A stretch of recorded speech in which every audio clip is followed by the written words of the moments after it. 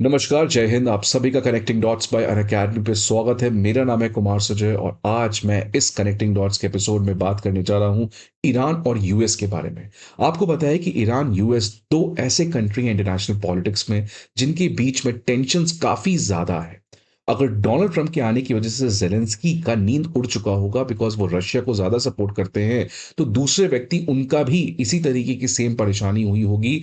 वो है ईरान के आयतुल्ला अली खमीनी और ईरान के प्रेसिडेंट मसूद पेजिश्कियान। क्योंकि ईरान को पता है कि डोनाल्ड ट्रंप जो है वो प्रो इजराइल है, और जब वो पिछले बार भी चुन के आए थे तो ईरान के प्रति उनकी जो विदेश नीति थी वो काफी ज्यादा चिंताजनक थी ईरान के पर्सपेक्टिव से।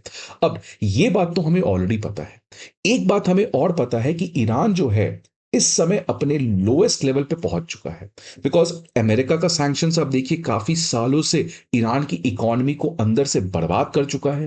लेकिन ईरान का जो एक एक्सटर्नल स्ट्रेंथ था, जो उसका मकड़े का जाल था मिडिल ईस्ट में, वो लेबनान में आपका हेजबोला हो गया, वो सीरिया में बशर अल असाद हो गया, वो येमेन में हूदी रेबल्स हो गया, वो इराक में हो गया। तो ये जितने भी इस तरीके के प्रॉक्सी ग्रुप्स थे जिनको एक्सिस ऑफ रेसिस्टेंस भी कहा जाता है, वो भी आज एकदम बर्बाद हो चुका है। आप देखिए हिजबुल्लाह के चीफ को इसराइल ने मारा, सीरिया से बशर अल असाद को भागना पड़ा, येमेन में कॉन्स्टेंटली अमेरिका और ये सारे कंट्रीज मिलकर हूदी रेबल्स के ऊपर निरंतर अटैक कर रहे हैं। So people international politics were assuming that Iran जो है आज वो अपने लोएस्ट लेवल पे है। और डोनाल्ड ट्रंप को लगा कि जब वो पावर में चुन के आए हैं तो वो इस ईरान की मजबूरी का फायदा उठा के उसके साथ अच्छे से बार्गेन कर सकते हैं। ये डोनाल्ड ट्रंप जब सोच ही रहे थे, उसी के बीच में डोनाल्ड ट्रंप को एक खुलेआम चुनौती मिल गया। और उस चुनौती के बाद इंटरनेशनल पॉलिटिक्स में काफी हड़कंप मच गया। अब ये चुनौती कैसे मिला, आप इस अखबार के न्यूज को समझिए कि ईरान के जो प्रेसिडेंट है मसूद पेजेश्कियान, उन्होंने देखिए क्या कहा। उन्होंने कहा कि ये अनएक्सेप्टेबल है कि हम अमेरिका का किसी भी तरीके का ऑर्डर लेंगे या अमेरिका की किसी धमकी से हम डरते हैं। अमेरिका के साथ हम इवन कोई भी तरीके के बातचीत नेगोशिएशन करने के इंटरेस्ट में नहीं है। और सबसे कैचिंग लाइन, सबसे इंपॉर्टेंट लाइन जो पूरा हेडलाइन बन गया, do what ever the hell you want, आपको जो मन मर्जी है जो करना है करो। अब इस ये ऐसा रिप्लाई कोई एक्सपेक्ट नहीं कर रहा था। बिकॉज इस समय आप देखिए डोनाल्ड ट्रंप जिस तरीके से इंटरनेशनल पॉलिटिक्स को हिलाए पड़े हैं, कोई भी इतना बड़ा हिम्मत नहीं रखता है कि इस समय अमेरिका को 1-to-1 डायरेक्ट चैलेंज इस तरीके से दे। क्योंकि डोनाल्ड ट्रंप इस समय अमेरिका के सबसे पॉपुलर लीडर के कैटेगरी में आ चुके हैं और पूरा स्टेट एपरेटस उनके इस समय कंट्रोल में है। आयतुल्ला भी ने भी रिसेंटली आयतुल्ला अली खमीनी ने भी कहा कि अमेरिका के बुली के अंदर हम उससे कोई भी बातचीत नहीं करेंगे। तो ईरान का एक सख्त तेवर यहां पे देखने को मिल रहा है। ऑब्वियसली ईरान इतना बड़ा स्टेटमेंट दे रहा है, कोई ना कोई तो सपोर्ट कर ही रहा होगा। और प्रोबेबली ये बात कही जा रही है कि चाइना और रशिया, ये दोनों ईरान के बहुत इंपॉर्टेंट दोस्त यहां पे बनते हुए नजर आ रहे हैं। हमारे लिए इस पर्टिकुलर इंटरनेशनल पॉलिटिक्स का जो डेवलपमेंट है ये क्यों काम का है, बिकॉज इंडिया के लिए अगर अमेरिका मैटर करता है तो इंडिया के लिए ईरान भी मैटर करता है। तो ये डेवलपमेंट का इंडिया के ऊपर क्या रिलेशन पड़ेगा, क्या इंपैक्ट होगा, आज इसी चीज को इस कनेक्टिंग डॉट्स के एपिसोड में I will try to establish. But आपको मैं पहले एक बात बता दूं कि ये जो प्रेसिडेंट ऑफ ईरान और आयतुल्ला का जो अमेरिका के प्रति रिस्पॉन्स आया है, ये किस कॉन्टेक्स्ट में आया है, तो ये इस कॉन्टेक्स्ट में आया है बिकॉज रिसेंटली डोनाल्ड ट्रंप ने एक पब्लिकली स्पीच में उन्होंने कहा कि मैंने ईरान के आयतुल्ला को लेटर लिखा था और मैंने कहा था कि मैं आपसे बातचीत करने को रेडी हूं, अगर आप बातचीत नहीं करते हो तो मैं आपको मिलिट्रीली भी बातचीत करने को मजबूर कर सकता हूं।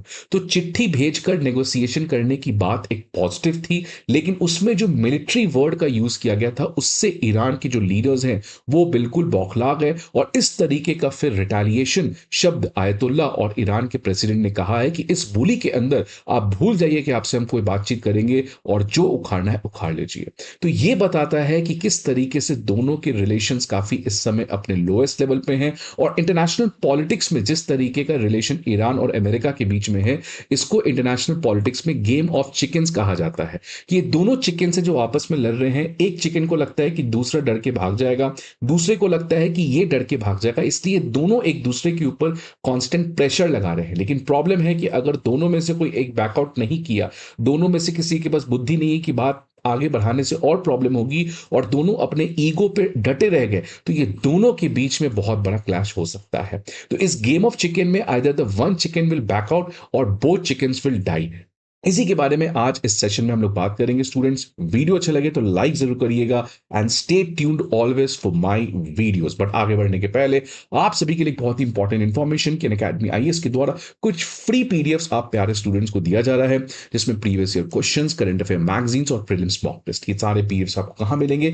इस वीडियो पे आपको एक डिस्क्रिप्शन होगा, डिस्क्रिप्शन पे लिंक होगा, उस लिंक पर जाके आप इन सभी वीडियोस को डाउनलोड कर पीडीएफ्स को डाउनलोड कर सकते हैं। इसके अलावा you can also feel free to call on this number. अगर आप मेरे साथ जुड़ना चाहते हैं पर्सनली और मेरे करंट अफेयर्स, न्यूज़पेपर एनालिसिस या किसी भी तरीके का आपको सपोर्ट चाहिए, तो आप मेरे साथ टेलीग्राम पे कनेक्ट कर सकते हैं, जहां पे I constantly share important news from both the Hindu and Indian express.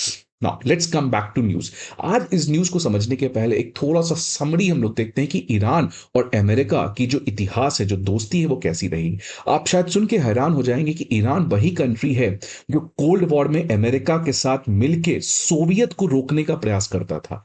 आप इससे समझिए कि बगदाद पैक्ट को बनाया गया था 1955 में, जिसमें ईरान अमेरिका और यूके के साथ मिलके सोवियत यूनियन का प्रेजेंस मिडिल ईस्ट में कम करने का प्रयास करता था।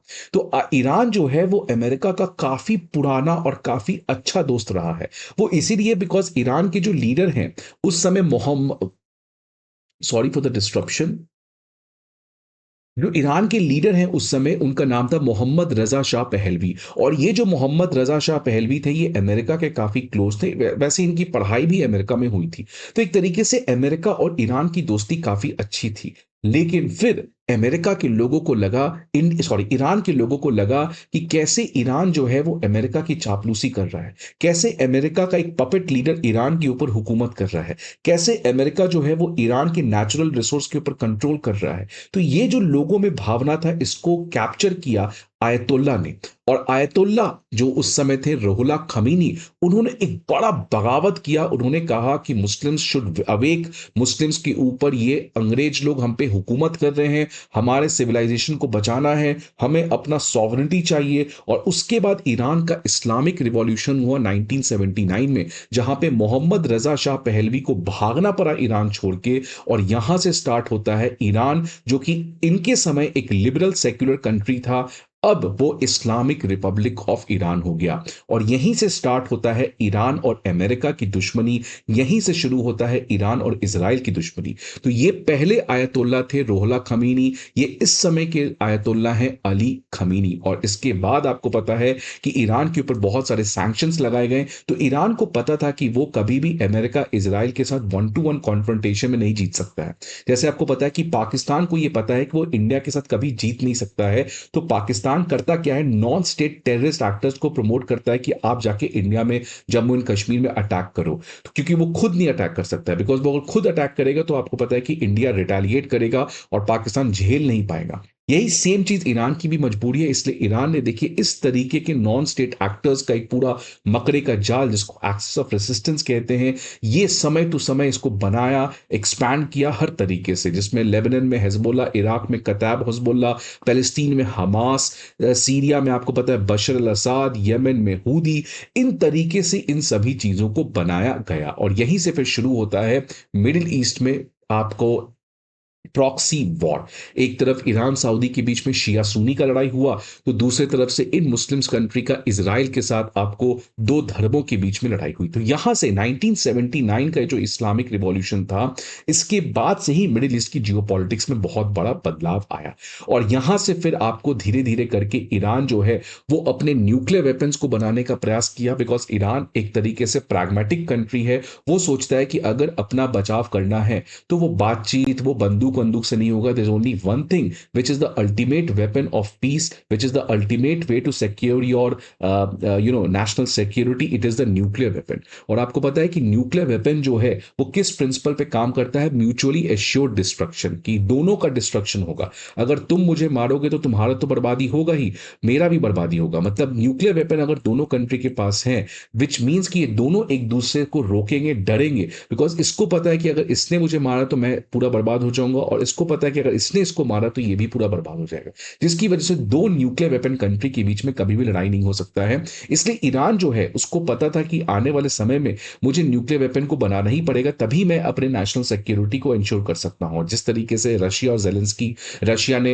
यूक्रेन के ऊपर अटैक किया, तो आज तो जितने भी कंट्रीज जो डिलेमा में थे कि बातचीत और अमेरिका के सपोर्ट से हम बच सकते, उनको भी लग रहा है कि न्यूक्लियर वेपन तो मुझे चाहिए। इसलिए ताइवान में, साउथ कोरिया में, जापान में, इन सभी में न्यूक्लियर वेपन को डेवलप करने की चाहत है। तो इसी की वजह से अमेरिका 1979 के बाद कॉन्स्टेंटली ईरान के ऊपर सैंक्शंस लगाया, दोनों कंट्रीज के रिलेशंस अपने लोएस्ट लेवल पे पहुंच गए। और इसके बाद यहां से इन दोनों कंट्री के रिलेशन को हम लोग समराइज करते थे कि यूएस की जो फॉरेन पॉलिसी थी ईरान के ऊपर की मैक्सिमम प्रेशर, तुम किसी भी हालत में ईरान न्यूक्लियर वेपन ना बना पाए, इसलिए यूएस जो है वो हर तरीके से प्रेशर लगा रहा था, वो चाहे सैंक्शंस, वो चाहे डिप्लोमेटिक शटडाउन। और ईरान दूसरी तरफ से जो उसकी फॉरेन पॉलिसी का सबसे इंपॉर्टेंट पिलर था, मैक्सिमम रेसिस्टेंस। तो एक तरफ मैक्सिमम प्रेशर और ईरान के द्वारा मैक्सिमम रेसिस्टेंस। तो ये 1979 के बाद से अभी तक इसी तरीके से देखा गया। बीच में 2015 में एक ऐतिहासिक एग्रीमेंट होता है वेस्टर्न कंट्रीज के साथ और ईरान के साथ, जिसको हम कहते हैं joint comprehensive plan of action, JCPOA। इसके अंदर यह कहा गया कि अगर ईरान जो है अपने न्यूक्लियर वेपन्स को खत्म करता है, अपने न्यूक्लियर फैसिलिटीज को इंटरनेशनल एटॉमिक एनर्जी एजेंसी के इंस्पेक्टर्स के द्वारा इंस्पेक्ट करता है, और अगर वो एनरिचमेंट के प्रोसेस को रोकता है, तो फिर हम उसके ऊपर सैंक्शंस खत्म कर देंगे। तो ये मिडिल ईस्ट की जियोपॉलिटिक्स का एक बहुत बड़ा ऐतिहासिक मोमेंट था। और ईरान और यूएस के बीच में रिलेशन जो थे वो थोड़े से सेटल डाउन हो रहे थे। इससे इंडिया को ऑब्वियसली फायदा होगा, बिकॉज इंडिया अमेरिका को, चाइना के लिए तो चाहता ही है, लेकिन इंडिया के लिए ईरान बहुत बड़ा सिग्निफिकेंट प्लेयर है, primarily for Afghanistan and Pakistan. तो इसलिए इंडिया ईरान के साथ, और साथ ही साथ oil trade, because India Iran से ऑयल खरीदना बहुत आसान है, बिकॉज डिस्टेंस वाइज बहुत ही कम है। तो इसलिए ईरान भी इंडिया के फॉरेन पॉलिसी का एक इंपॉर्टेंट कैलकुलस है। लेकिन ये भाई साहब जब पावर में आए तो इन्होंने 2015 का जो JCPOA था उससे 2018 में अमेरिका को बाहर कर दिया। ये ऑब्वियस भी था, बिकॉज ये इजराइल के बहुत बड़े सपोर्टर है और ये ईरान के साथ कोई भी समझौता नहीं करना चाहते हैं। इनका ये कहना था कि ईरान इस समझौता को यूज करके अपने इकोनॉमी को बढ़ा रहा है, बिकॉज उस पर सैंक्शंस हटा दिए गए हैं और वो चुपचाप से बैठ के न्यूक्लियर एनरिचमेंट भी कर रहा है। इसलिए ये एक अनएक्सेप्टेबल डील है, इसलिए हम उससे बाहर हो जाएंगे। और जब डोनाल्ड ट्रंप वापस से चुन के आए तो ये वापस से अपना मैक्सिमम प्रेशर कैंपेन को फुल ब्लो चला रहे हैं। आप देखिए कि हर तरीके से बहुत सारे कंपनीज में दुनिया के भर सैंक्शंस लगाए गए हैं। इनफैक्ट इंडिया के ऊपर भी सैंक्शंस लगाए गए, आप देख सकते हैं 7 फरवरी को, बिकॉज कनेक्शन था ईरान के ऑयल के साथ। तो डोनाल्ड ट्रंप के आने की वजह से वापस से ईरान के ऊपर ये मैक्सिमम प्रेशर कैंपेन स्टार्ट हो गया। इंडिया के लिए सबसे बड़ी समस्या तब बनी जब डोनाल्ड ट्रंप ने चाबहार पोर्ट को लेकर जो सैंक्शंस वेवर दे रखा था वो खत्म हो गया। बिकॉज पिछले बार जब डोनाल्ड ट्रंप पावर में आए थे तो उन्होंने ईरान के ऊपर सैंक्शन लगाया था, बट इंडिया को उन्होंने छूट दिया था कि चाबहार पोर्ट में अगर आपको कुछ काम करना है तो आपको हम सैंक्शंस नहीं लगाएंगे। और चाबहार पोर्ट आपको पता है कितना सिग्निफिकेंस है, हम इससे पाकिस्तान को बाईपास करके अफगानिस्तान तो पहुंच ही सकते हैं और साथ साथ सेंट्रल एशिया में कनेक्टिविटी भी कर सकते हैं। तो देखिए अमेरिका की हिपोक्रेसी, 2018 में हमें चाबहार पोर्ट को लेकर सैंक्शंस वेवर दिया गया, उस समय क्योंकि अमेरिका अफगानिस्तान में था। आज अमेरिका अफगानिस्तान से बाहर हो चुका है तो अमेरिका को बिल्कुल कोई फर्क नहीं पड़ता अफगानिस्तान के ऊपर। तो आज चाबहार पोर्ट उसके लिए मुसीबत है और डोनाल्ड ट्रंप ने चाबहार पोर्ट जो उसने खुद सैंक्शंस वेवर दिया था, आज उस सैंक्शंस वेवर को हटा दिया। तो इसलिए ईरान का अमेरिका के साथ दुश्मनी होना ये इंडिया के लिए अच्छा नहीं है, because India wants good relation between और normal relations at least between Iran and US. तभी इंडिया जो है वो ईरान को भी अपने फायदे के लिए यूज कर सकता है, अपने नेशनल इंटरेस्ट के लिए। और सबसे बड़ी समस्या देखिए क्या हो रही है कि जितना ज्यादा ईरान और यूएस के बीच में प्रॉब्लम है, उतना ही ज्यादा ईरान, रशिया और चाइना के बीच में दोस्ती बढ़ते हुए नजर आ रही है। तो ईरान का चाइना के साथ जाना, और अगर आपको पता है कि चाइना पाकिस्तान इन दोनों की भी दोस्ती अच्छी है, तो एक तरफ आप देखिए ये ईरान हो गया, इधर पाकिस्तान, इधर चाइना, अगर इन तीनों को मिला दीजिए तो इंडिया का ये जो नॉर्दर्न प्रॉब्लम है ये और ज्यादा बढ़ सकता है। तो इसलिए जैसे जैसे यूएस ईरान की दोस्ती और खराब होगी उतना ही ज्यादा ईरान के लिए प्रॉब्लम होगा। तो देखिए कि इस समय इंटरनेशनल जियोपॉलिटिक्स में इंडिया के लिए काफी ज्यादा प्रॉब्लम आया था, बिकॉज इंडिया चाइना को रोकने के लिए, चाइना को बैलेंस करने के लिए उसको यूएस चाइना दोनों चाहिए, लेकिन यूएस रशिया दोनों चाहिए, लेकिन इन दोनों दोस्त के बीच में लड़ाई हो रही थी because of Russia Ukraine war. Similarly Pakistan को रोकने के लिए, पाकिस्तान को प्रॉब्लम क्रिएट करने के लिए, पाकिस्तान को बैलेंस आउट करने के लिए इंडिया नीड्स ईरान। लेकिन फिर अगेन यूएस ईरान के बीच में प्रॉब्लम आ रहा है। तो डोनाल्ड ट्रंप के आने की वजह से यूएस रशिया का रिलेशन तो ठीक होते हुए नजर आ रहा है, जिससे इंडिया के लिए अच्छी बात है। इंडिया वाज आल्सो प्रेइंग कि ईरान और यूएस का भी रिलेशन ठीक हो जाए, जिससे हम वापस अपने चाबहार पोर्ट को एक्टिवेट कर सकते हैं, हमें कोई दिक्कत नहीं होगा। लेकिन आप देखिए इस पूरे क्योस में, इस पूरे टेंशंस में, दोनों के बीच में टेंशंस बढ़ते हुए नजर आ रहा है। और ये जो ईरान की तरफ से एक अटैक आया है डोनाल्ड ट्रंप पे, ये ईरान अकेला देश नहीं है। आप देखिए जस्टिन ट्रूडो ने क्या कहा, आप देखिए यूरोप के लीडर्स ने क्या कहा। तो पूरे आज जितने भी ऐसे कंट्रीज हैं जो आज चाइना से तो खफा है ही, उनको पता है कि चाइना किस तरीके से एग्रेसिवली चीजें चेंज कर रहा है। अमेरिका उनको लगता था कि चलिए ठीक है, बहुत अच्छा नहीं है बट स्टिल अमेरिका ठीक है, because America moral leadership provide करता है। लेकिन आज चाइना एग्रेसिवनेस शो कर रहा है, यूएस यूनिलैटरलिज्म शो कर रहा है, अपना सेल्फिश नैरो इंटरेस्ट देख रहा है।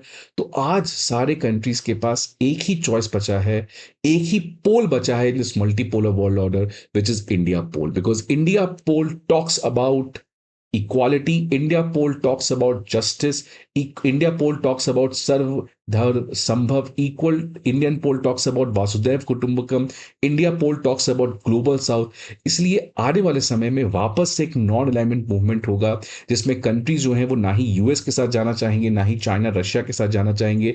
They want a new independent balanced path, a middle path. And again India has got that opportunity कि इन सारे कंट्रीज जो आज दोनों पोल से घबराए हुए हैं, उनको इंडिया एक लीडरशिप के अंदर प्रोवाइड करे एक प्लेटफॉर्म जहां पे हम एक साथ चल सके।